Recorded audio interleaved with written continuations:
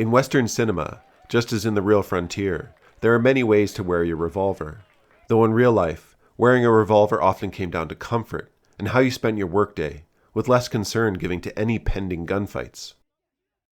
Send a wire to the main office and tell them that I said, ow! Send wire, main office, tell them I said, ow.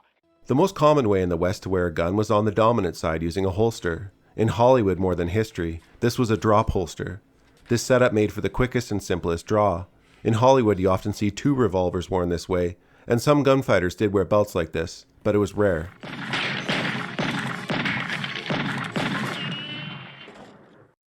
Using 2 revolvers at once makes for very poor accuracy.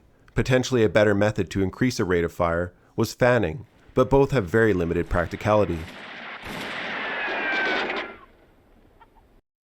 Wearing 2 or sometimes 3 revolvers was typically done so that when you ran out of bullets, you'd be able to draw another gun with your dominant hand rather than reloading.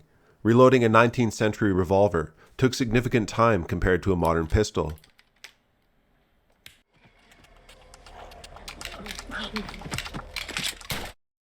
Unlike on film, dual wielding from a moving horse with accuracy is almost impossible.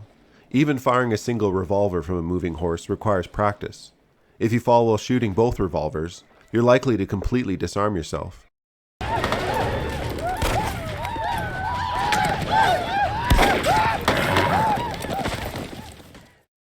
A common setup was using a dominant side hand draw and cross draw holster together. This way both pistols are accessible to the dominant hand. Cross-draw also kept a revolver more secure while riding. The most comfortable option was holstering pistols directly to a saddle. Your hand, you son of a bitch!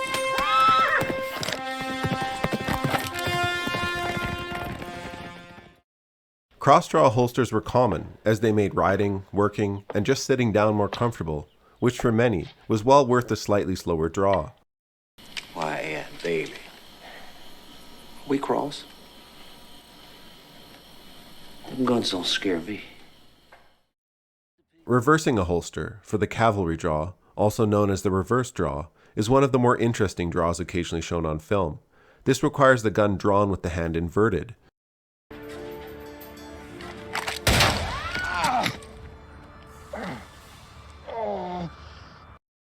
This draw became common during the Civil War era, as revolvers were still considered a secondary weapon to the sword. Cavalry were expected to draw their revolvers with their offhand in a cross draw, where having the butt of the weapon pointing forward was more accessible. Unfortunately, these types of draws are consistently avoided on film, particularly while on horseback, as it takes practice not to look awkward. The full draw is rarely shown for a principal actor.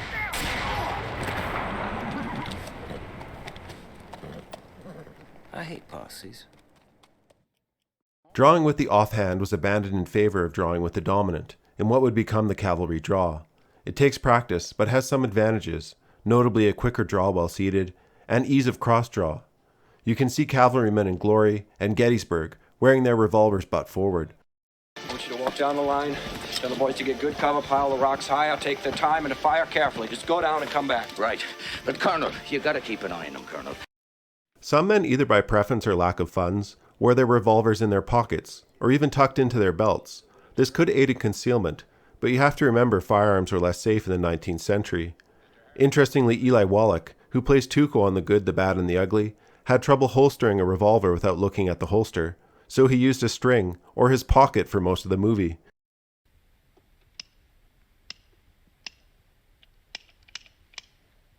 Cartridges. The biggest myth perpetuated by Hollywood would be the concealed spring-loaded devices, usually shown with a derringer. These contraptions almost never worked.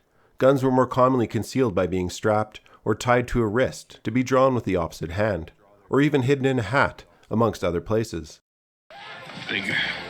If I bury this muzzle deep enough in his back, nobody will hear the shot. Careful, Buford. You ain't got but one bullet with that. I only need one.